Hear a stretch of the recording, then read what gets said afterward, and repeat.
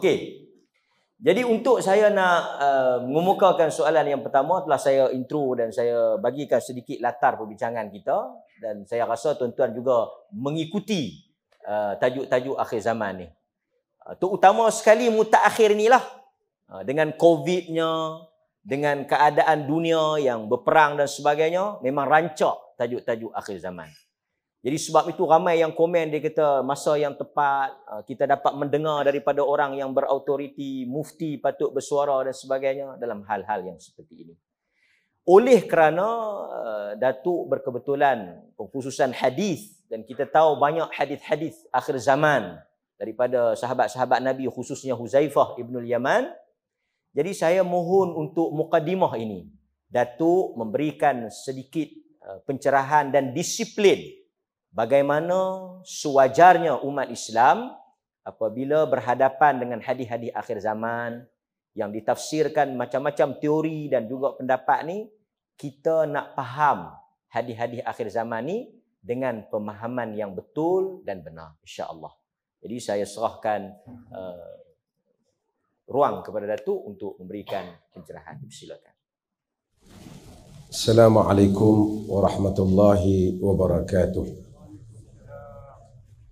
Alhamdulillah wassalatu wassalamu ala Rasulillah wa ba'd. Terima kasih Fadil Ustaz Muhammad Rizal Azizan, yang lebih dikenali dengan Ustaz Ustaz Mat Melaya, tapi bukan Melaya lah, Malaysia lah. Ustaz Malaysia lah.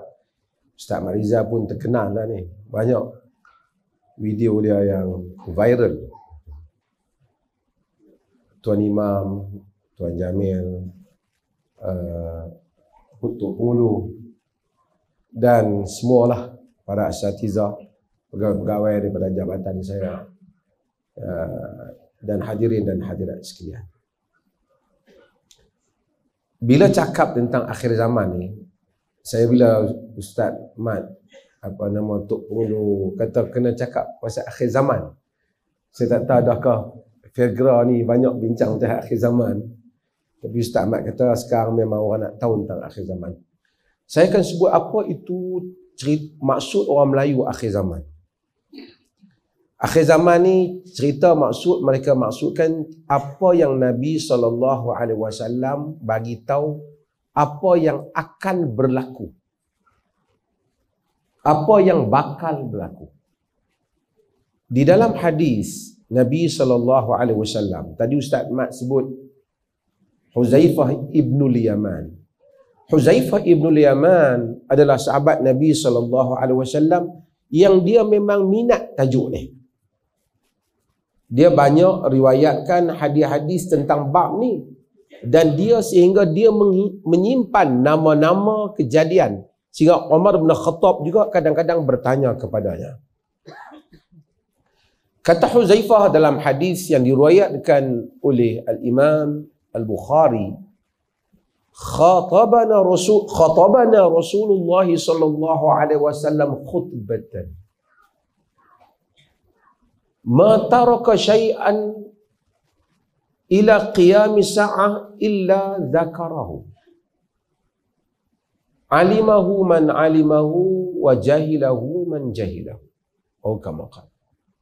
Dia kata Rasulullah sallallahu alaihi wasallam berkhutbah, satu khutbah. Dalam riwayat lain Nabi khutbah, lepas tu turun naik lagi khutbah lagi. Baginda tidak tinggal satu perkara pun sehinggalah kiamat, melainkan semuanya baginda sebut apa akan berlaku. Alimahu man alimahu wa jahilahu man jahilahu. Yang tahu-tahu, yang tak tahu tak tahu. Maksud siapa yang dan hafal, hafal. Bagi kata hafizahu man hafizahu. Siapa dan hafal, hafal. Siapa tak dan hafal, tak dan hafal. Maksudnya Nabi, sehingga para ulama hadis menyatakan syarah hadis, Nabi dalam satu khutbah tu cerita lepas ni akan berlaku apa, lepas ni akan berlaku apa, lepas ni akan berlaku apa, sehingga ke akhir sehingga kiamat berlaku. Jadi untuk itu para ulama Bermula daripada Huzaifah ibnu Yaman. Ini yang ambil berat tentang perkara ni. Juga ulama-ulama yang lain menghimpunkan di dalam kitab-kitab hadis tentang ahadisul fitan. Hadis-hadis tentang fitnah-fitnah yang akan berlaku. Sebahagian kita disebut al-fitanu wal malahim. Fitan dan kejadian-kejadian yang dahsyat yang akan berlaku, yang membabitkan tumpah darah dan seumpamanya, yang akan berlaku, yang Nabi sebut. Dan apa yang Nabi sebut itu termasuk sebagai tanda Nabi itu Nabi. Dia panggil, sebab itu Al-Imamul Baihaqi, dia ada kitab dia Dalailun Nubuwah. Dalil-dalil tentang nubuah kenabian. Kan Nabi itu dia tanabba. Naba'a ni dia boleh bawa berita yang nak mai. Apa yang akan berlaku, Nabi SAW bagi tahu. Sebahagian yang Nabi bagi tahu itu berlaku. Telah pun berlaku. Umpamanya, Nabi kata la taqumu sa'ah hatta takhruja narun min ardil Hijaz tudhi'a a'naqal ibil bil Busra. Tidak berlaku kiamat sehingga keluar api daripada bumi Hijaz, sehingga api itu cahayanya nampak pada tengkok unta di Busra. Busra ni di Syam, di Syria. Jauh. Dan peristiwa itu berlaku sekitar tahun 500 lebih. Keluar api di Madinah sehingga orang di Syam pun nampak api itu. Maksudnya ada peristiwa yang beberapa ratus tahun selepas itu telah berlaku. Hatta wafat Nabi juga adalah merupakan tanda kiamat. Okey. Cumanya, macam berdasarkan soalan yang Ustaz Rizal tanya tadi, apa pendirian kita? Pendirian kita dia begini. Ada hadis-hadis tentang cerita akhir zaman ni yang sahih. Tapi ada juga hadis-hadis yang palsu, yang orang mereka. Dia buatlah cerita apa-apa kerana dia nak gempak kita ke apa. Dan sebahagian hadis yang direka itulah yang banyak keluar dalam internet apa semua ni, yang pakatlah duk tunggu kiamat nak berlaku tahun depan lah, minggu depan lah, bulan puasa ni lah, akan keluar suara daripada langit lah, macam-macam. Ini semua benda-benda yang kadang-kadang direka. Macam mana kita nak tahu direka ni, yang palsu ni? Banyak cara lah. Ahli hadis dia akan mengetahui melalui sanad.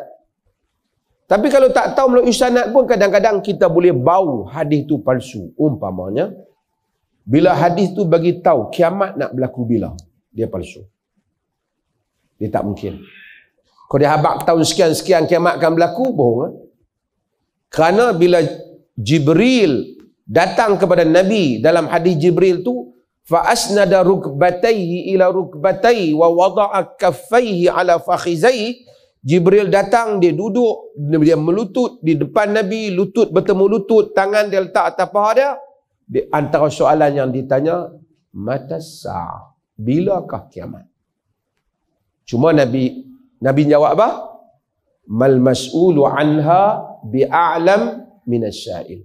Tidaklah orang yang ditanya tentang kiamat ini bila lebih tahu daripada yang bertanya. Maksudnya aku pun tak tahu, kau Jibril pun tak tahu. Tiba-tiba ada orang boleh bagi tahu. Internet tahu bila nak berlaku. Nampaklah bohong. Jadi asas ini dulu saya nak bagi tahu. Memang benar ada hadis-hadis tentang kiamat. Hadis-hadis tentang apa yang bakal berlaku. Hadis-hadis yang peristiwa-peristiwa yang akan terjadi.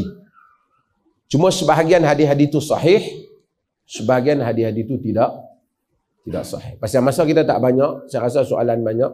Jadi saya tak mau panjangkan, nanti saya akan tengok soalan lain, saya akan masuk jawapan. Okay. Terima kasih.